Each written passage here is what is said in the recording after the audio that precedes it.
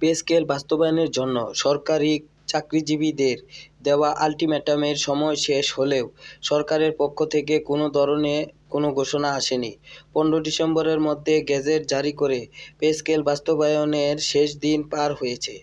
বর্তমানে কর্মচারী নেতারা অর্থ উপদেষ্টা সালেহ আহমেদের সঙ্গে সাক্ষাতের অপেক্ষায় রয়েছেন। রোববার 14 ডিসেম্বর সচিবালয়ে উপদেষ্টা দপ্তরে বাংলাদেশ সরকারি কর্মচারী দাবি আদায় ঐক্য পরিষদের কয়েকজন নেতা চিঠি হস্তান্তর করেন। বাংলাদেশ সরকারি কর্মচারী সমন্বয় পরিষদের মহাসচিব বেল্লাল হোসেন বলেন, আমরা উপদেষ্টা সালেহ আহমেদের সঙ্গে সাক্ষাৎ চেয়ে চিঠি দিয়েছি, কিন্তু তিনি আজ অফিসে না থাকায় দেখা সম্ভব হয়নি।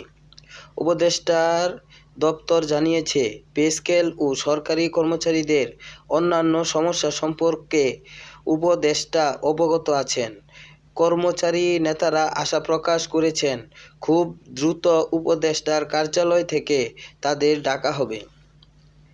প্রসঙ্গত, সরকারি চাকরিজীবীদের নতুন বেতন কাঠামো প্রণয়নের লক্ষ্যে গত জুলাই মাসে কমিশন গঠন করে দেয় অন্তর্বর্তী সরকার। ওই কমিশনের 6 মাসের মধ্যে সুপারিশ জমা দেওয়ার বাধ্যবাধকতা রয়েছে।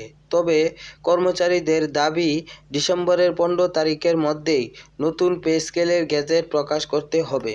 প্রসঙ্গত, সরকারি চাকরিজীবীদের নতুন বেতন কাঠামো প্রণয়নের লক্ষ্যে গত জুলাই মাসে কমিশন গঠন করে দেয় অন্তর্বর্তী সরকার। ওই কমিশনের 6 মাসের মধ্যে সুপারিশ জমা দেওয়া বাধ্যবাধকতা রয়েছে। তবে কর্মচারীদের দাবি, ডিসেম্বরের 15 তারিখের মধ্যেই নতুন পে স্কেল গেজেট প্রকাশ করতে হবে।